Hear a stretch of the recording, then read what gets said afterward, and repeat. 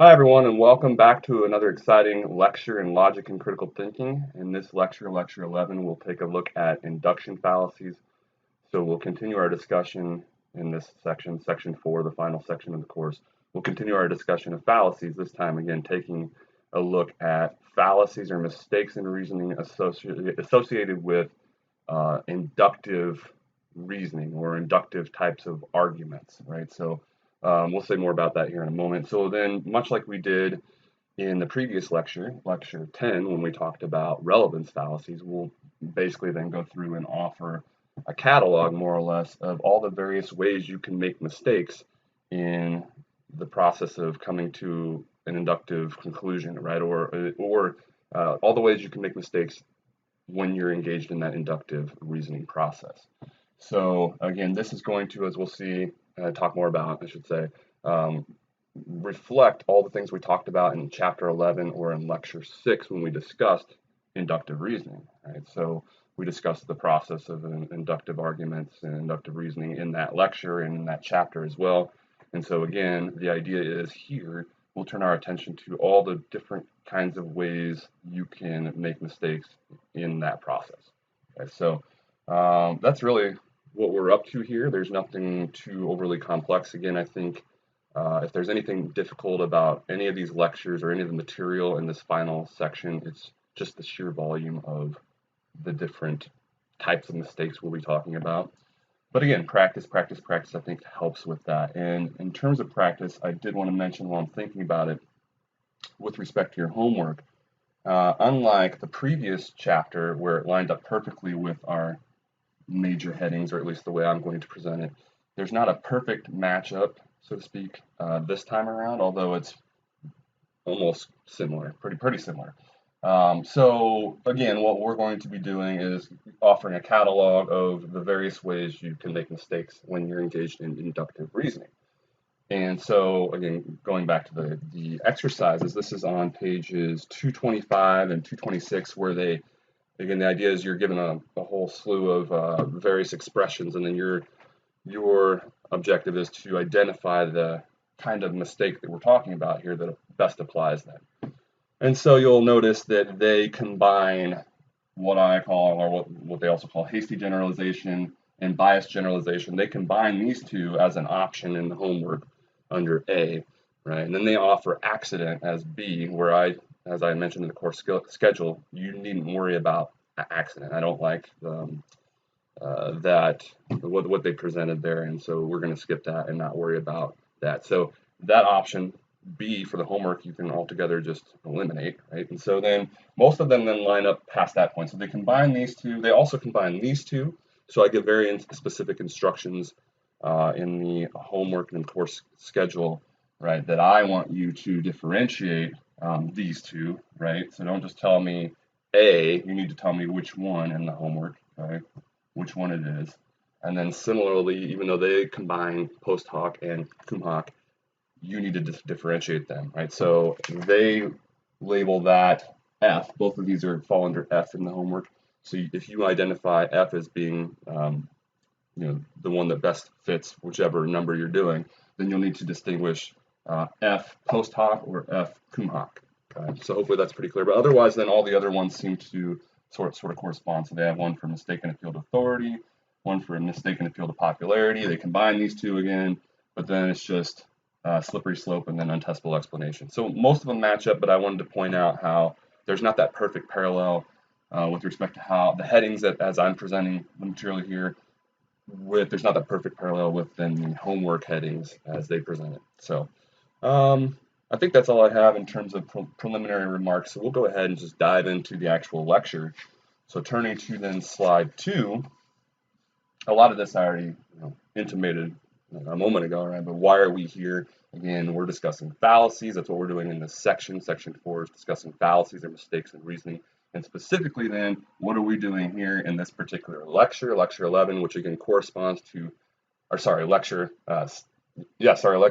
11, which corresponds then to chapter 7. I'm getting confused by this part. So our lecture right now, lecture 11, corresponds to chapter 7 of the text. All right, but again, we are discussing mistakes associated with inductive reasoning, which we already discussed in lecture 6, and that corresponds to chapter 11 of the text. So hopefully you're not overly confused by that and what we're doing, right? We're discussing that inductive stuff that we already discussed, right? That reasoning process. And then in particular, we're discussing ways that you can screw up, right? When you're trying to present an inductive argument, for example. So at the top of slide 2, as I mentioned, we're going to turn our attention to, again, fallacies, in particular, fallacies related to that inductive reasoning process, which we discussed, again, in chapter 11 and in lecture 6. So, as they point out on page 207 of our edition, in doing so, we take a look at, quote, fallacies of induction, which are, quote, arguments that are supposed to raise the probability of their conclusions, but are so weak as to fail almost entirely to do so, end quote. And actually, I do want to take a moment briefly here to revisit, we won't go into this at any length, but what exactly we mean by inductive reasoning, right? So what were we talking about in that lecture? Again, the idea with respect to inductive reasoning, right, it's juxtaposed with deductive reasoning, right? Inductive arguments are juxtaposed with deductive arguments. And the idea is with inductive reasoning, we're not trying to prove something is the case without fail, right? It has to be the case. No, we want to support, provide evidence for it being likely the case. And we want to support the idea that it's more than likely going to happen, right? But we're not, again, that element of necessity, certainty, which is there in deductive arguments, is not there in inductive arguments. And so, again, what we're dealing with here are mistakes associated with not the certainty type of argument, right, but the inductive, the let me try to support the conclusion, that type of argument, the inductive argument. Okay, so, again, hopefully that makes some sense there. So we're discussing mistakes specifically associated with that type of reasoning or that type of argument. So without further ado, let's go ahead then and jump into, now that we kind of have a general sense of what we're up to here, dive into then our catalog of induction fallacies. So we'll start with, turning to slide 3, hasty generalizations. So as I mentioned on the top of slide 3, this mistake reflects being overly confident in how likely a conclusion is when a small sample is involved. Okay, so one way or another, and there's all sorts of different ways that this is referenced, right, depending on the context. But one way or another, the overriding theme here is that your conclusion is voiced much too strongly given the small sample or the number of things you're dealing with, right? It's not enough to support this much grander conclusion that you want to reach. Okay? So as they point out on page 208, it entails, quote, arriving at a general statement or rule by citing too few supporting cases. And again, some examples would probably be helpful here. So their example I liked on page 208, quote, the food in LA is lousy, judging from this meal. Again, we have too few instances upon which to make such a general, broad conclusion, right? In that example, they're making a conclusion about all the food in LA based on one meal, one person's opinion on one meal. Again, that's what we mean to indicate by a hasty generalization. And you're coming to that conclusion way too quickly. Much more investigation would be needed to arrive at least at that strong of a conclusion, or that general conclusion about all of LA's food. So as I mentioned, it's referred to as a lot of different things, kind of depending on the context. So it's also known as generalizing from too few cases, and that makes sense, right? That's the whole idea underlying the mistake here. And then I do like how the authors jokingly suggested that they'd like to see it referred to as the fallacy of the lonely fact, right? Somebody references just one point, and then they try to suggest again that it applies, because it holds true in one instance, that it applies in all these various cases. Another, one version of this fallacy, and another way we can refer to it, okay, the hasty generalization, one way it's referred to as is argument by anecdote. And in this kind of version, what's going on is, quote, it's a version of hasty generalization where the sample is just a story. That comes from page 362 of the 9th edition. And then similarly, so that's argument by anecdote. Okay, so somebody tells a story, and the authors gave some good examples, and then they come to a grand conclusion based on, I think their example there was, they gave was it John Travolta or the specific actor who did something, right? And then they then, based on that one story about what the one particular actor did, they generalized about all Hollywood actors. It was something similar to that. And again, just because John Travolta did one thing one time doesn't give you license then to infer anything about what's true about all Hollywood actors. So again, that was their example, or one of their examples, I believe, of argument by anecdote, and what we mean to indicate when we suggest somebody's guilty of that. And then similarly, we have what's known as a fallacy of small samples. So remember in investigations, back when we were talking about looking into these kinds of things and cause and effect and so on. Okay, the idea is here, if you are examining too few members of a population, okay, that's a problem, right? And it would be a problem if you then, based on that examination of these small number of the population, if you then drew a conclusion that was based on too strong based on that, right? Same sort of deal. Again, that's why it's a version of hasty generalization. Okay, you have too few members of the population. That's what I was trying to say there. You're dealing with too few members of the population to be drawing the conclusion that you are, right? That's much more broad, and you're suggesting it's true of the entire population based on an examination of too few members of the population. You need to examine more, is the idea, more members of the population to be drawing the conclusion you are. Now, if you're careful, and all of these really, if you're careful in sort of couching your conclusion, and it matches kind of, you know, your what you're basing it on, right? And it's not couched too extreme, given your evidence or what you're looking at, then there's no mistake, right? But what happens in these instances is the conclusion is too strong given what they're taking a look at. Okay? So, bottom of slide 3, quoting page 209, that when they talk about the fallacy of small sample, they say the fallacy of small sample is a version of hasty generalization wherein, quote, someone tries to derive a statement about all or most members of the population from a statement about a tiny sample of the population, end quote. Okay, so that was our discussion of hasty generalization. And I would say, I was kind of thinking about this as I reread the chapter. I mean, whether or not you identify a mistake as a particular type of mistake ultimately isn't a huge deal, right? What we want to be able to do is recognize that there is a mistake, okay? And similarly, whether or not you identify it as a fallacy of small sample or one of these other versions, or you want to call it this or that, right? By and large, what really matters is that you identify it, right, in the first place as being a mistake. Hey, they are guilty of a hasty generalization, okay, in one shape or form. Whatever we want to call it, there's a mistake being made here. So I just wanted to emphasize that.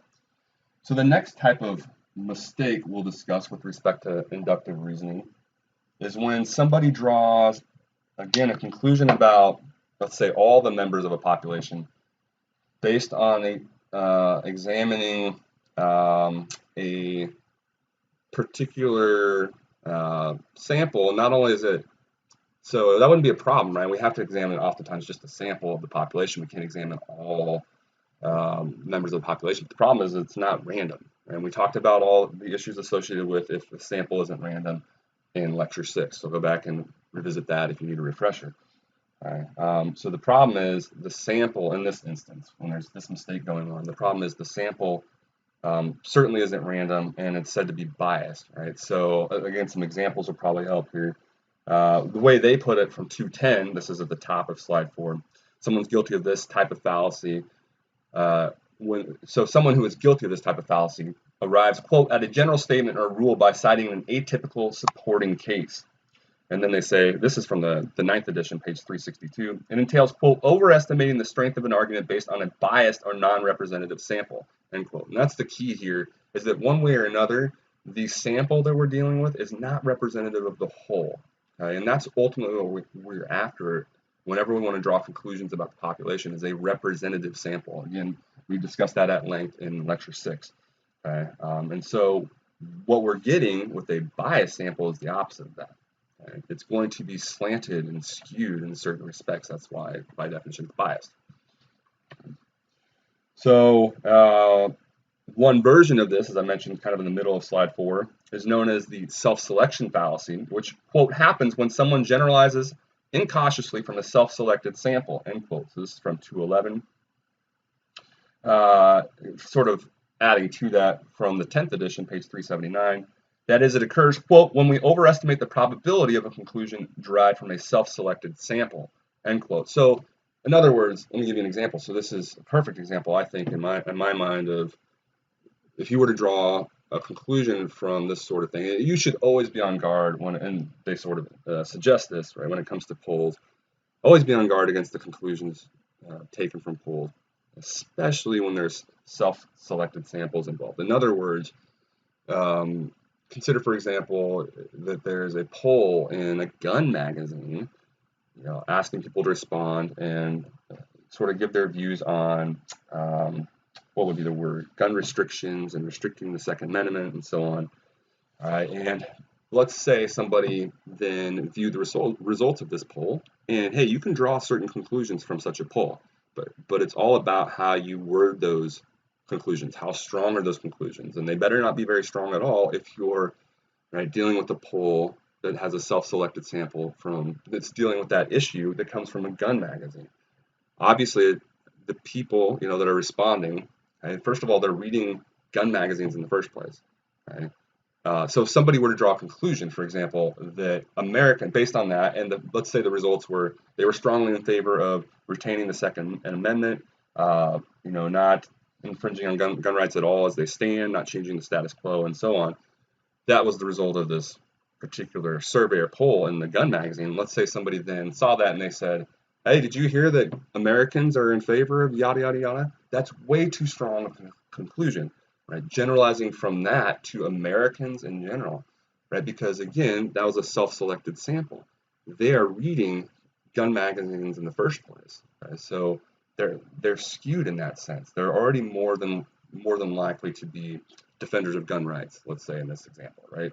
So hopefully you can kind of see why that presents an issue and a problem. And I think that happens a lot of times when it comes to polls and surveys. So we really need to be on guard as critical thinkers when it comes to whatever conclusions someone's drawing from polls and surveys. We need to investigate further and make sure, in those instances that we're not dealing with that those polls and surveys, they had random samples, right? That we're not dealing with self-selected samples. Okay. So, and that's their point, citing page 366 of the 9th edition at the bottom of slide 4. Always remember that, quote, no poll should be trusted if the members of the sample are there by their own choice. Okay, so we discussed bias generalization in general, and then we discussed kind of one version of that, or one way it's labeled, you might say. So we'll mark that off the list. Next, we'll discuss weak analogy. We discussed arguments by analogy again in lecture 6. And so here we're discussing mistakes associated with those types of arguments. And basically what we mean by a weak or a false analogy, as they say from 212, this, quote, is a weak argument based on debatable or unimportant similarities between two or more things. So, in other words, it signals a problem with an argument by analogy. And again, I enumerated all the various ways you can kind of attack the analogy or attack an argument from analogy that someone's given us.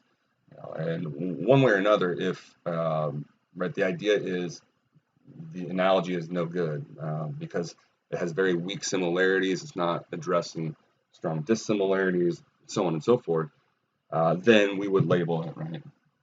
We would identify this sort of mistake and label it as a weak analogy. So hence, the middle of slide 5, the conclusion of an argument from analogy is either too strongly stated or, quote, the terms of an analogy are so dissimilar, or at least not similar enough, that the analogy cannot serve its intended purpose. Again, that's from 362 of the 9th edition. They give you an example on 212 of our edition. This is a quote, my mom is just like Adolf Hitler. I doubt she will let me go out with you guys, end quote. Okay, that's a very weak analogy. So imagine an example I was thinking of as well. Somebody saying, my logic instructor is wearing a white shirt with stripes, and that dude is wearing a white shirt with stripes. Therefore, he must be a logic instructor.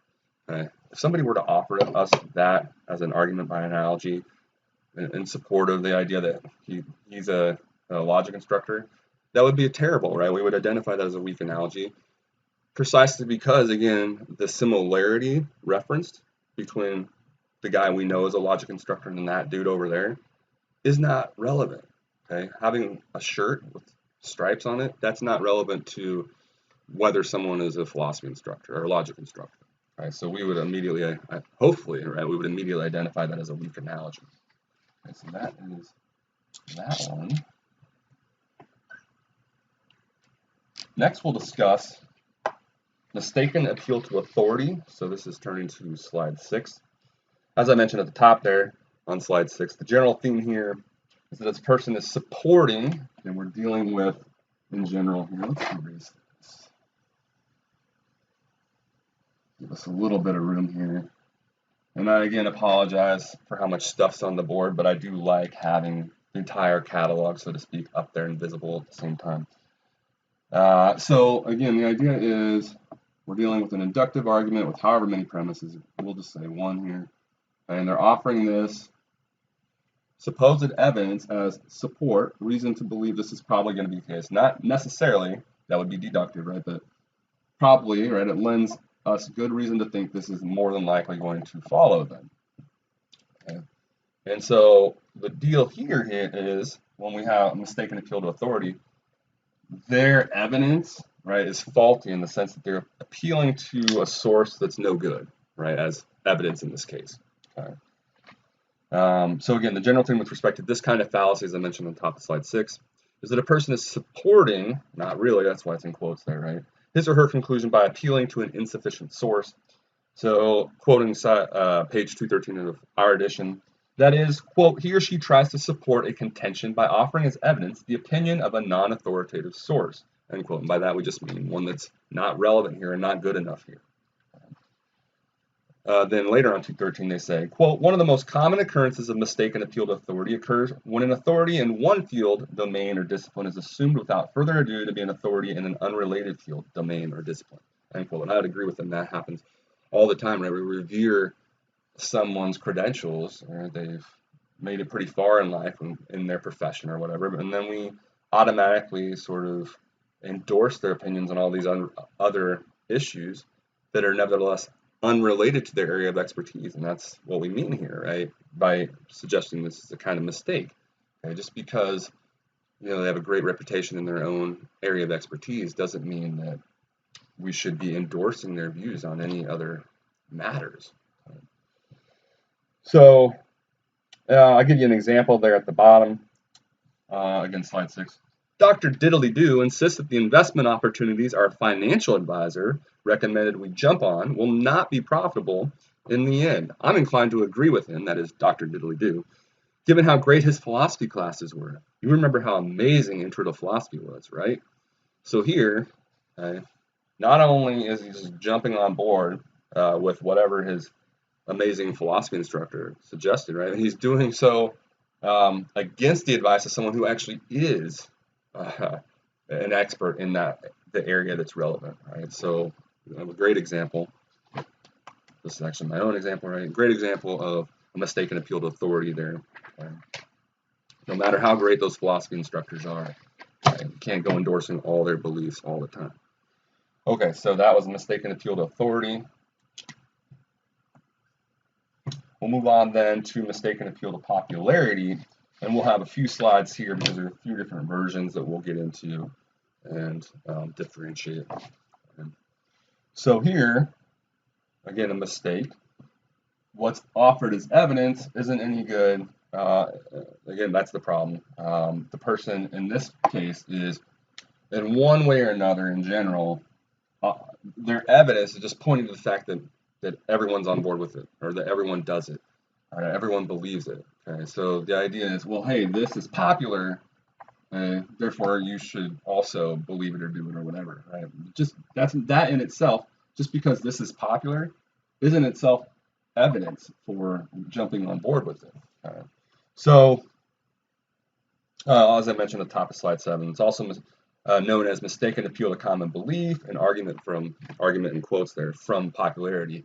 Again, we're not actually dealing with an argument here. It's a pseudo argument. Okay? They don't actually offer us good evidence. That's why it's a mistake. It's a fallacy.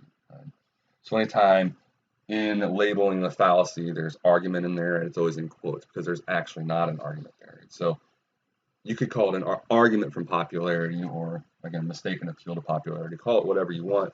Again, the most important thing is you're identifying that there is a mistake here. So as they kind of characterize it in the 10th edition, page 197, quote, when we urge someone to accept a claim or fall prey to someone's doing it to us simply on the grounds that all or most or some substantial number of people, other than authorities or experts, of course, believe it. And that's when this then takes place or applies. So, quoting 214 from our edition, the 13th edition, in general, when this fallacy happens, quote, a speaker or writer treats an issue that cannot be settled by public opinion as if it can. So imagine my example here. How can you not believe in God? After all, over 90% of Americans do. So the idea is you should believe in God. And what's their evidence or reason for thinking that? Over 90% of Americans do. Again, just citing its popularity, right, isn't evidence in itself to take that position. And so that was our general discussion of mistaken appeal to popularity. Turning to slide 8, we'll then discuss mistaken appeal to common practice or mistaken appeal to tradition. It's kind of the same version of mistaken appeal to popularity, and how it's referenced depends on kind of the context, as I allude to on slide 8 here. So I'll just start with the quote then. This is the second kind of bullet point, if you will. This is from 215 of the 13th edition. The fallacy occurs when someone tries, quote, to justify a practice on the grounds that it is traditional or is commonly practiced, end quote. So you can see why it's a version of appeal to popularity, right? It is appealing to the idea that, hey, this is common, right? It's always been the case, right? It's traditional. And so that's why it's under this heading.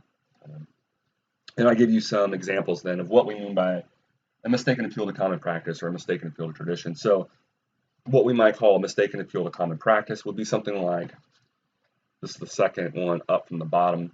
I shouldn't get a speeding ticket, officer, because everyone speeds on this road, even cops. And well, look, so the mistake here, right, is they're trying to suggest I shouldn't get a ticket, and their evidence is I shouldn't get a ticket for speeding up. So their position is I shouldn't get a ticket for speeding on this road. Their evidence is no one else gets, right? Everyone speeds, or I should say, everyone speeds on this road. Well, look, just because everyone does it, okay, it's common practice doesn't mean it's okay for you to do it. And you can see then how you could also identify this as true wrongs make it right, which we discussed in the last lecture. Just because they're doing it, he or she or all of them are doing it, doesn't mean it's okay for you to do it. And we could also then label it, as is the case here, as a mistaken appeal to common practice. You can't just cite the fact that everyone else commonly does it as then evidence for why you should be able to do it. Or at least you need to suggest why that's the case. And then an example of mistaken appeal to tradition, or what we might refer to as mistaken appeal to tradition. This is one I have oftentimes thought about, and I think a lot of us at one time or another in our lives probably think about, so I've discussed this with people at various points, Santa Claus, and telling children that, they're sort of facilitating this, a lie, really a deception. You might, how do you want to put it? White lie, however you want to put it, right? It's some degree of deception, and so I've always been one to kind of pride myself on being completely transparent, and as much as possible, at least. And with my kids, I've always aimed to be completely transparent and 100% honest, and so on. And so this obviously is something then that I struggled with, and because I can sympathize then with, obviously, I loved growing up and getting presents at Christmas. What kid doesn't? Most of us have great memories of Christmas, and so I can get both sides. But so in other words, so hopefully you can sympathize with this sort of tension. And I've heard people, when I'm having this discussion, well, come on, everyone's always done it, right? It's traditional, okay? And if that alone is being cited as reason for continuing the deception, or what we might call deception, that would be what we mean to indicate by mistaken appeal to tradition. Just because everyone's always done it in the past doesn't mean that we should continue to do it. okay? And suggesting that is a mistake.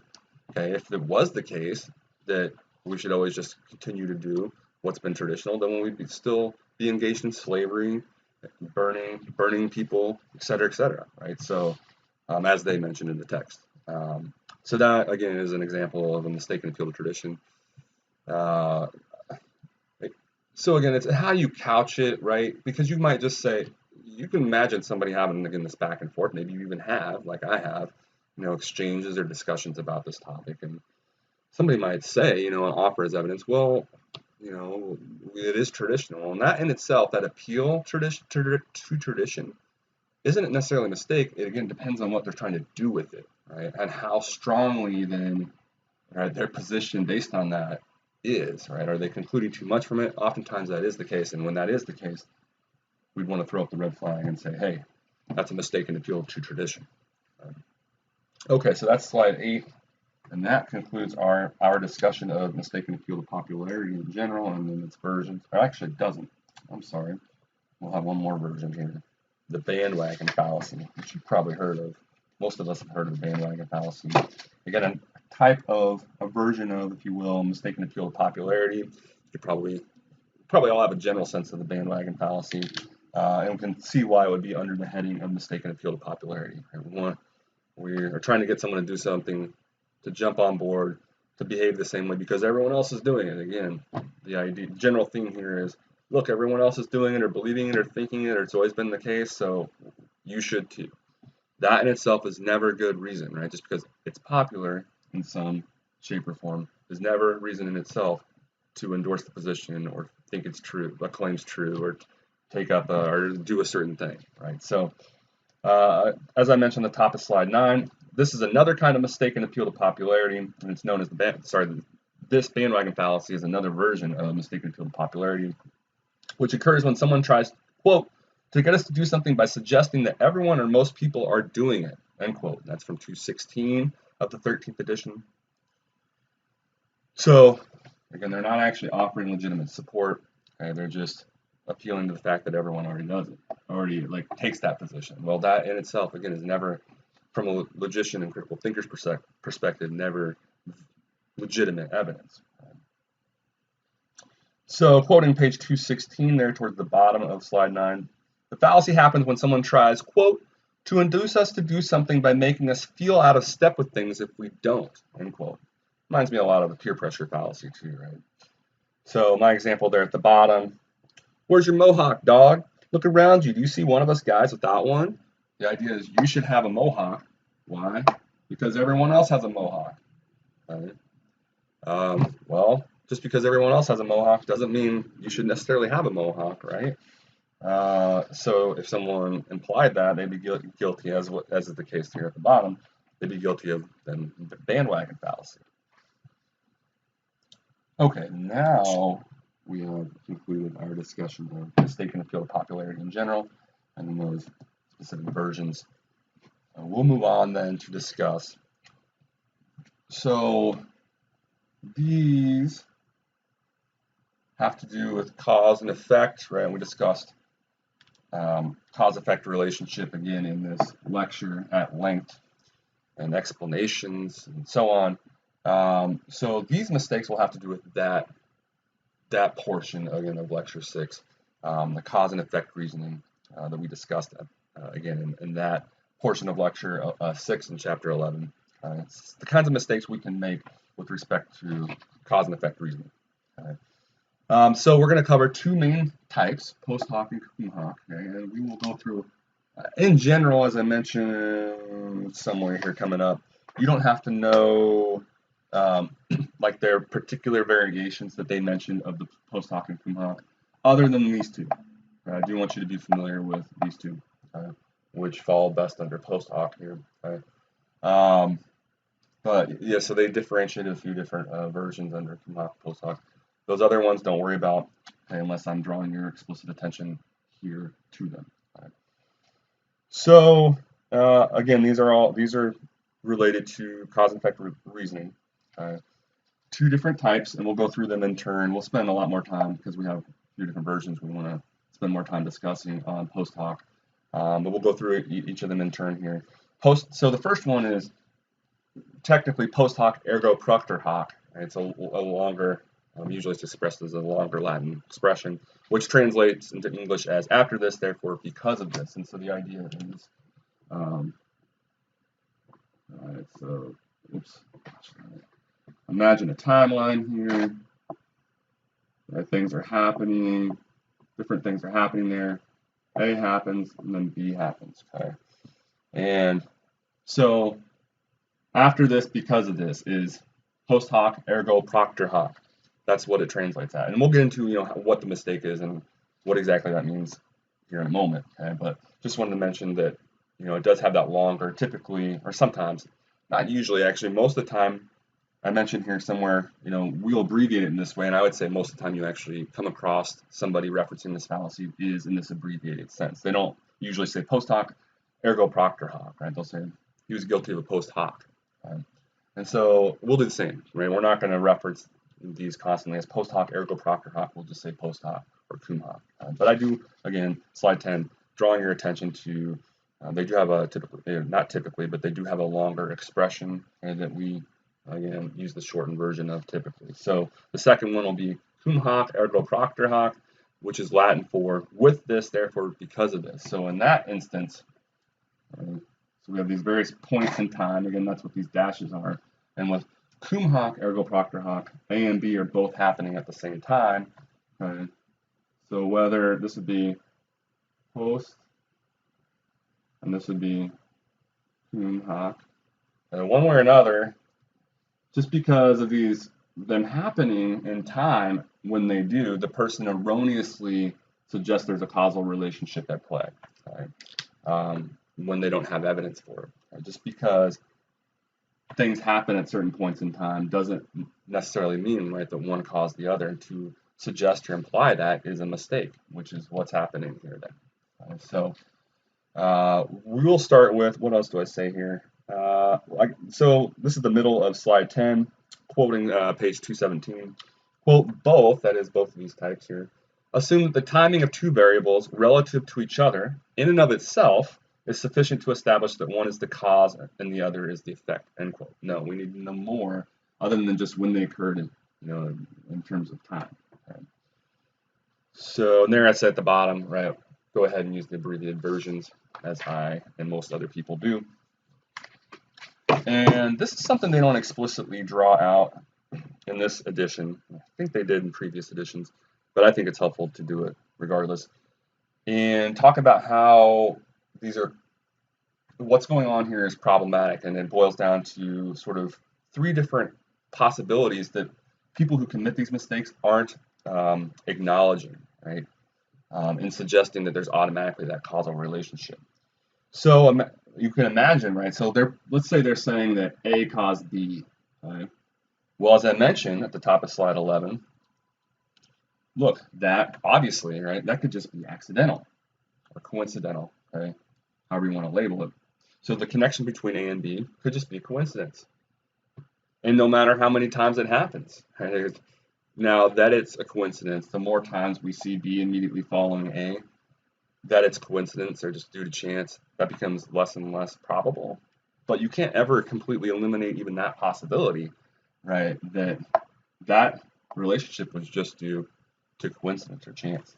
The second possibility that someone guilty of post hoc or cum hoc fallacies that they are oftentimes guilty of, is that, hey, look, maybe there's some other factor at play that's causing both of them each time they happen.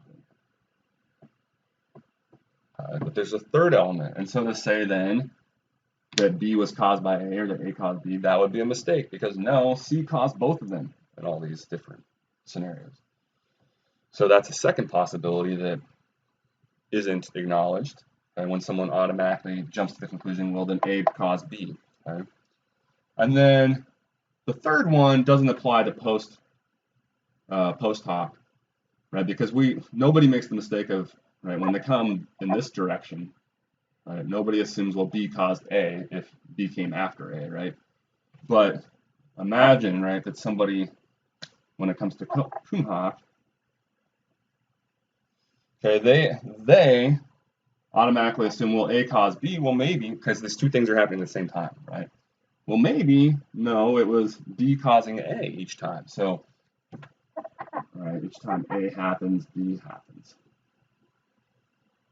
And they conclude, well, right, every time we see A, we see B, therefore A causes B. And the third possibility, or the type of thing that they might not be acknowledging, the third thing listed on the top of slide 11, is that no, maybe the other thing is causing A, right? B is causing A instead. So one example, I think I even referenced this one. No, I don't think I do in the notes actually, but they mention it in the text, right? Healthy people taking walks, right? So somebody, we always see, hey, those really healthy people, we always seeing them out on walks, taking walks. And so they conclude, right, healthy people taking walks, healthy people taking walks, healthy people taking walks. So they conclude health makes us walk, but maybe it's walking makes us healthy, right? Which one causes which? You know, they're always occurring at the same time. We don't necessarily know, and to assume that the one causes the other would be a mistake, right? Would be what we mean to indicate in this case is a Cum Hoc fallacy. So hopefully that makes some sense. Again, just because two things occur at certain points in time, in and of itself, doesn't give us license to infer then or conclude that there's a causal relationship at play. And to do so would be a mistake in one of those kinds of ways. So I mentioned the three kinds of possibilities in general, right, that aren't being acknowledged typically when someone's guilty of post hoc or Cum Hoc fallacies. And that was again on top of slide 11. The bottom of slide 11 is just mentioning what I already referenced earlier, that you don't need to worry about the different variations of post hoc and Cum Hoc that they cover in the text, other than these two particular ones, okay, which we will now go into. So, first we'll talk, turning to slide 12, about post hoc in general. Okay. As they mentioned, this is from the 10th edition, page 404. This fallacy entails thinking, quote, that the mere fact that one event preceded another event proves that the earlier event caused the later one. So I've already kind of alluded to this general mistake here. So the general form, A immediately preceded B. So we're going back to post hoc here. So we'll put up A, B, get the idea. Okay, so A immediately precedes B, so then they want us to infer, well, A caused B. Okay. But hey, that's not necessarily the case. Just because, again, something follows something else in time, and it doesn't matter how many times that's the case, doesn't mean that the thing that followed was caused by the thing that preceded it. Now, again, the more oftentimes we find them paired together in our experience, that makes the likelihood that it's just due to chance less, but still we can never eliminate the possibility that it's due to chance, right? And therefore we can never completely prove, right, that A caused B. So I like their examples. They gave some examples on 217. Now, so this one, I give the extreme, absurd example, the one we'd say, obviously that's ridiculous, right? I think because it most obviously demonstrates what we mean by post hoc. But then, the other example they give is indicative of times where somebody says something and it's a lot less obvious that they're guilty of this kind of mistake. So the obvious example first, again from page 217, quote, after I played poker, my cold went away fast. Therefore, playing poker caused my cold to go away fast. So played poker, cold went away fast. So then they want to automatically assume, well, playing poker caused their cold to go away fast. Come on, that was just coincidental, we'd say, right? That's pretty obvious. But imagine someone said, my cold went away pretty fast after taking, Zicam or whatever their medicine. Okay. Now, given what we know about medicine, hey, we could infer maybe that there's some connection there, right? But we don't want to automatically, and it all depends on how strongly we form our conclusions, right? We can't automatically assume that just because our cold went away super fast after we took whatever medicine, that the medicine made it go away super fast. Maybe it was the fact that we also slept 10 hours right away, right? Maybe that had something to do with it, okay? So again, even in cases where it seems like, given our background knowledge, medicine, that does seem to be related to getting rid of colds. Even in those cases, though, we have to be careful, proceed cautiously. Maybe it was some other factor that actually, right, eliminated the colds super fast, and it wasn't the medicine. So that is, an example of post hoc in general, or post hoc ergo propter hoc. Turning to slide 13, then, I want to talk about one of the versions we come across of post hoc, and I think it's pretty common, which is why I wanted to discuss it. So recall our discussion of random variation again in lecture 6, the idea that even if you have a random sample, which we want in any study, right, when we're trying to ascertain something that's true of a population, we want a random sample so we can eliminate bias, right? But even when we get a random sample, as we discussed, there's going to be some random variation. And even when we have a random sample, we can't be 100% sure that what's true of that sample is going to be true of the general population, right? Because there will be some random variation. And so to sort of forget about that or lose sight of that, then would be what we need to indicate by overlooking the possibility of random variation. So as I mentioned, this is quoting pages 219 and 220. This quote instance of post hoc reasoning occurs when we ignore the fact that values of variables fluctuate randomly, 219, and quote, if you assume that this random fluctuation is due to causation, you make the mistake, end quote, page 220. So as I mentioned at the bottom there, the idea is that the time it takes us for us to do anything, right, that's going to vary from time to time, no matter what. And so we have to, again, appreciate that and not lose sight of that. So they gave some good examples. I forgot, again, the specifics, but it's like, so imagine something with golf, I think, and they were, driving off the tee, and you can take the same golfer, as they point out, and, say, hit the ball 10 times, we'll measure your driving range. And from one set of 10 drives to the next, the average is going to vary, right? And so, as they point out, advertisers will take advantage of this because they'll do things then like they'll find, right? They'll take all these different sets of 10, and then in between, right? They'll say apply whatever they want to try to market, this fancy bracelet, let's say, that's supposed to somehow help you athletically, and they'll administer it in between different sets of 10, and they'll find one where, for whatever reason, right, the golfer didn't do particularly well, like a lower average of 10. They'll find one where that was the case, and then directly followed by a set of 10 where it was higher than, right? And again, because the suggestion, what's going to be implied if the person, people that are hearing about this aren't critical thinkers, is that, hey, this gold bracelet, look what it did. Their averages improved dramatically, when in fact, all that was at play was just random variation. The fact that their averages are going to differ from one set of 10 to the next, right? That's just what happens over time, right? No matter what it is we're doing, there's always going to be some degree of randomness in it, right? So if we lose sight of that, if we let that sort of advertisement convince us that, hey, this bracelet really did improve their average driving range, or distance, I should say, we fall guilty of, again, overlooking the possibility of random variation. Okay, so I think that's all I have to say there. Turning then to slide 14, kind of a very similar sort of deal here, overlooking the possibility of regression.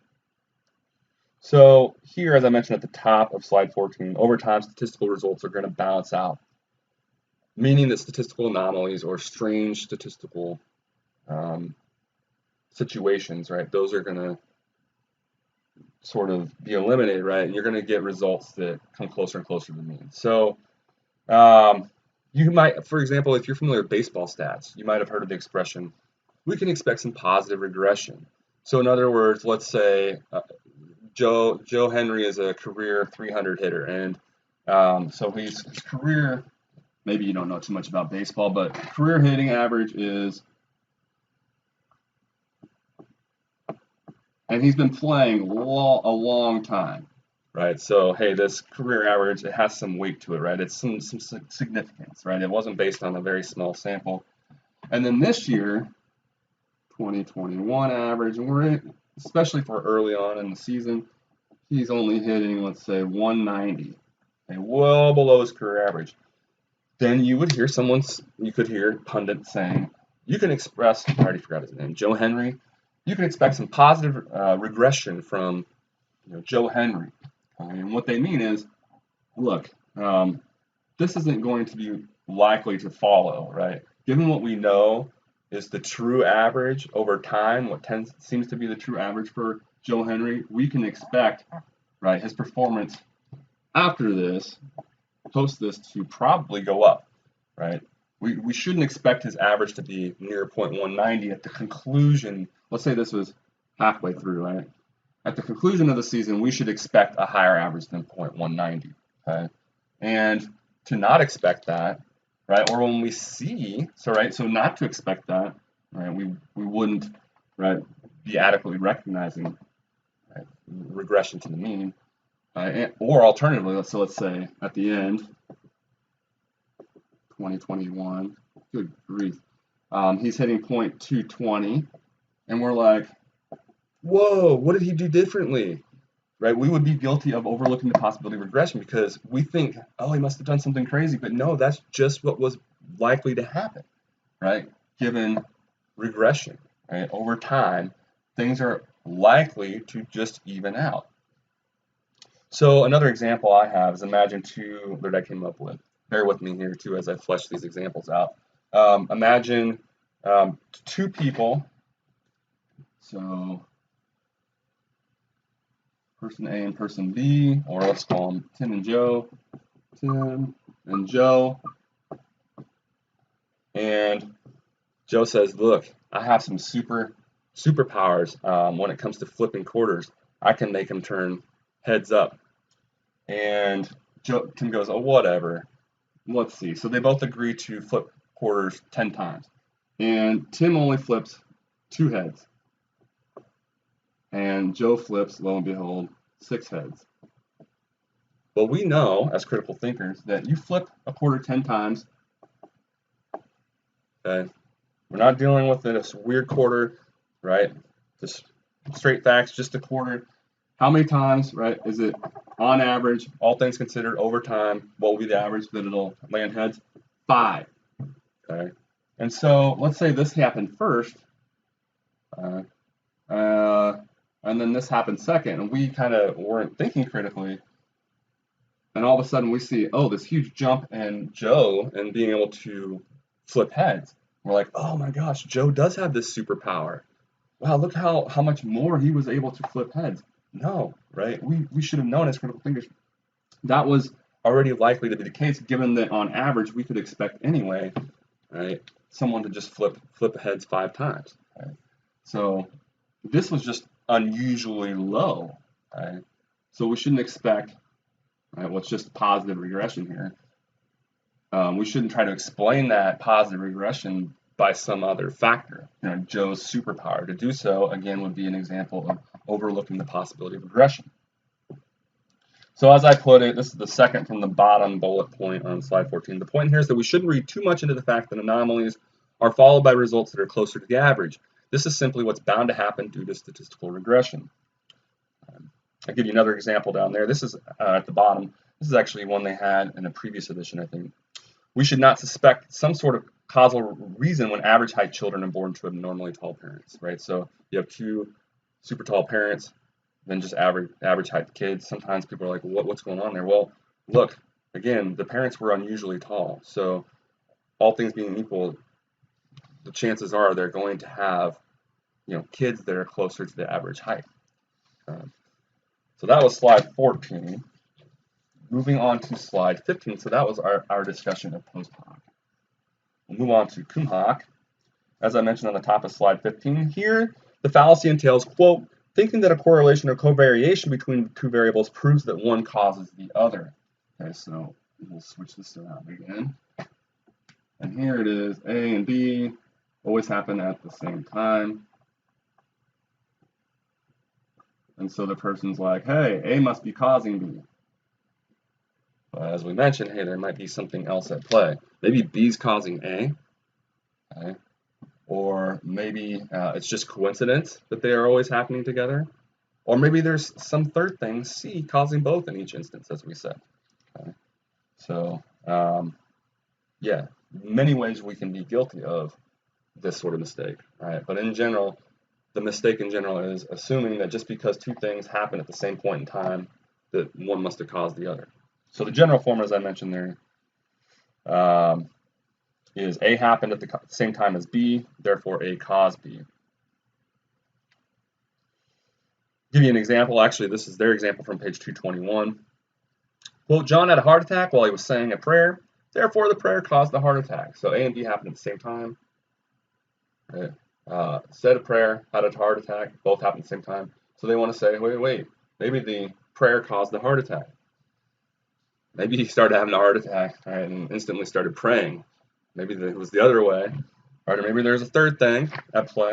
And I gave you the example earlier in my discussion in general of this type of mistake, where, again, one that they discussed, where you see, for example, whenever you see people walking, they're healthy, walking healthy, walking healthy, walking healthy. And so then you infer, well, walking must make people healthy. Well, maybe it's being healthy leads people to walk, right? Who knows? Okay, or maybe there's a third factor that tends to cause both. Okay.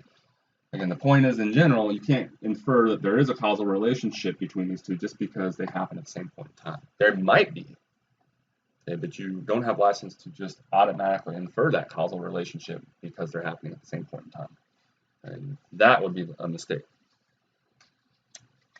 Okay, so that is Cum Hoc. Moving right along then, probably another one that you've heard of, slippery slope. As I mentioned on the top of slide 16, the slippery slope fallacy occurs when someone says that X will lead to Y without sufficiently offering a reason to believe that it will. Okay, so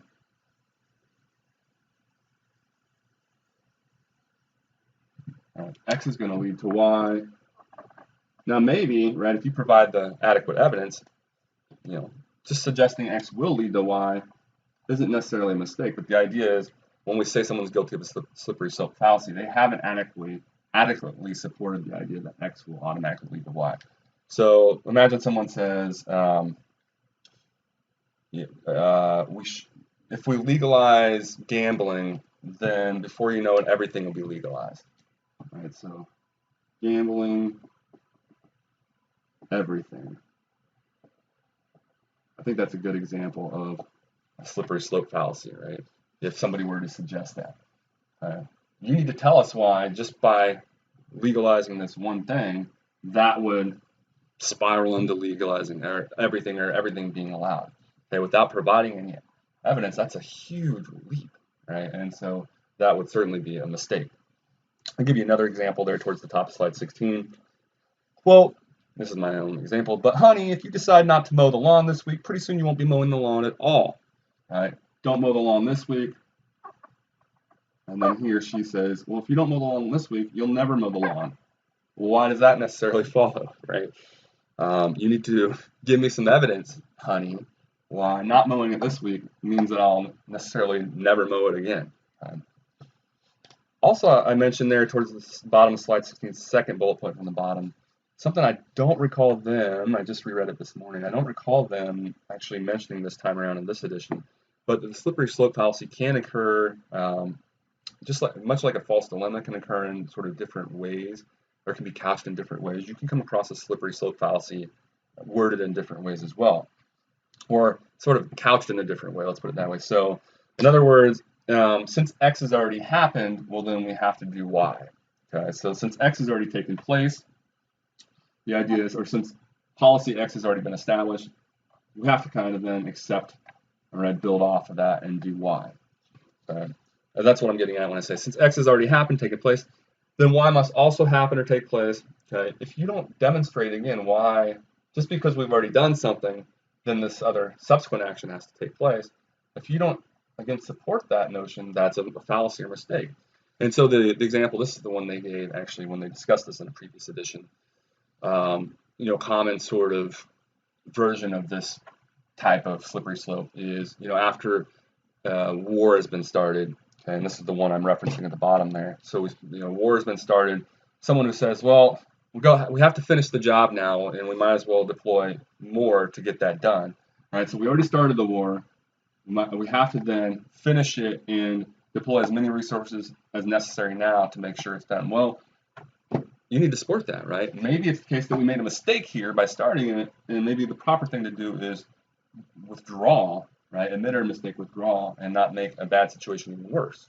Okay, so that's a version of slippery slope to suggest, right, that because we've already done something, well, then we have to do something else. Okay? You still need to tell me why. Give us evidence why. Just because we've already done something to begin with, then this other thing should follow. Okay, so that's the bottom of slide 16. That's all we have for slippery slope. Finally, we'll discuss our last example or type of fallacy associated with inductive reasoning, and that is what's known as untestable explanation. So as they mention on page 224, this is the top of slide 17, we should reject causal explanations that can't be tested. And quote, when someone offers an explanation that could not be tested even in principle, he or she is said to commit the fallacy of untestable explanation, end quote. So again, that's from page 224. So if they're, again, we're talking about cause and effect sort of relationship, going back to lecture 6, material in lecture 6 in chapter 11. Okay, and somebody offers us a causal explanation. The idea here is, and in that explanation, we wouldn't either know what it would mean to, one way or another, we don't have the means to test whether or not, right, to even figure out whether or not what they're suggesting, the explanation, the hypothesis, is true or not. There's no means of testing it, hence it's untestable.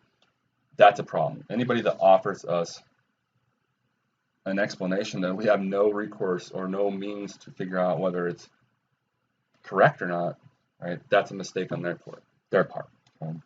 So as I mentioned right off the bat, okay, and this isn't something I don't think they necessarily, at least they didn't emphasize this part. Meaningless explanations.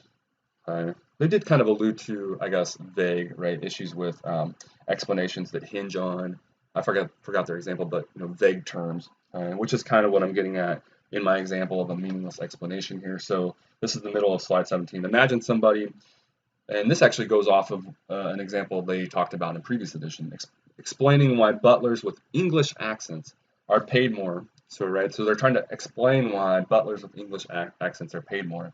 And they suggest, well, it's because they give off good vibes. This is what we mean to suggest by an untestable explanation. That's essentially a meaningless explanation. What does good vibes even mean? Right? We could debate that endlessly. Therefore, to suggest that that's why they get paid more, it's a mistake, right? I mean, how would you defend it? How could we test it? We can't, right? So you might as well have said just complete nonsense, right?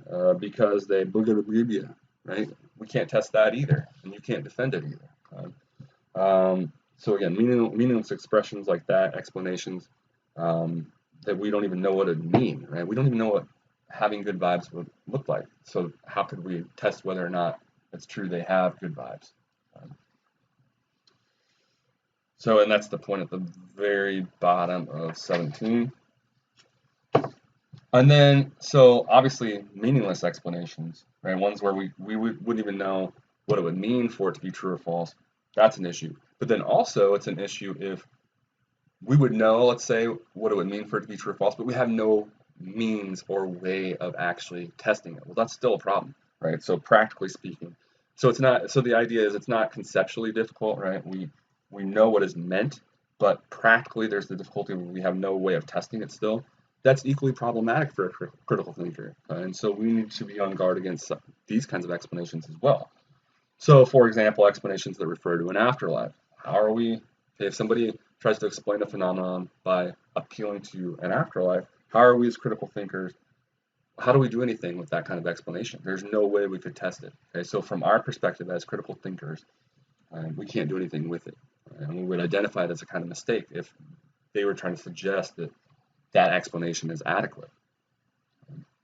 As I mentioned, okay, underneath that, also be on guard against circular explanations. A lot of times these are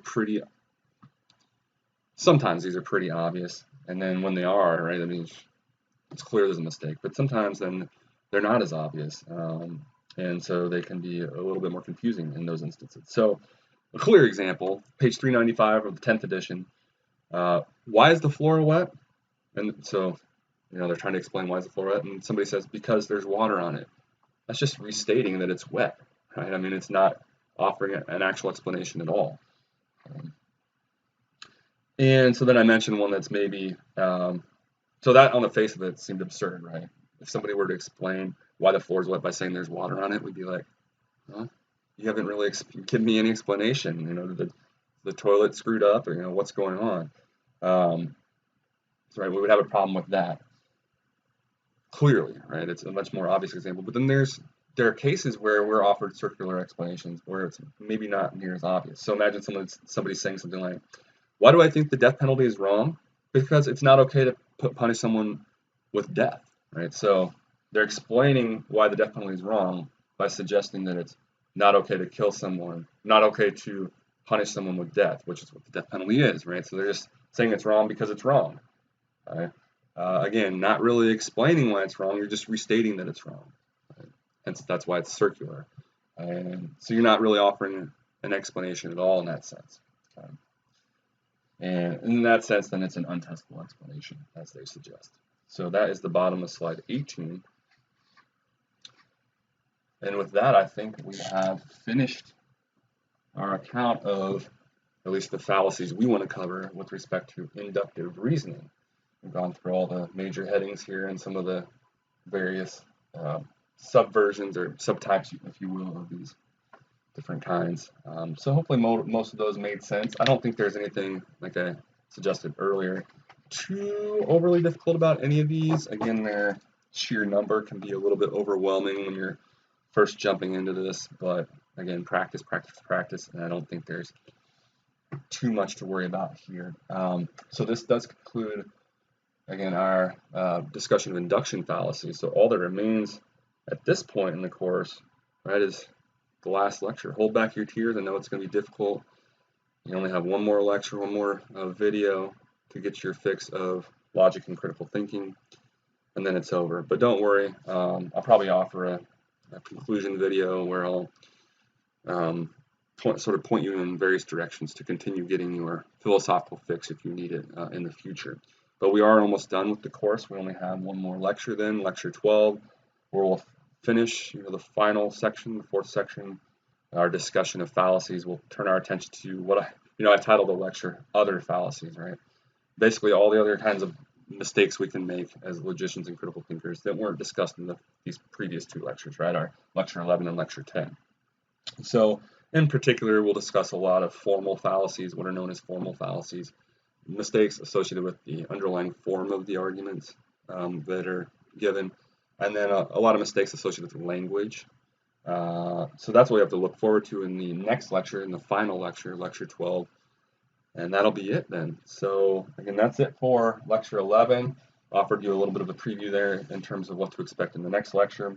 So wanted to mention one last time, I guess, lecture 11 corresponds to, again, chapter 7. So your chapter 7 homework here, I'll leave you with that. Next time I see you again, we'll discuss chapter 8, and we'll talk in lecture 12 about other fallacies then. Thank you.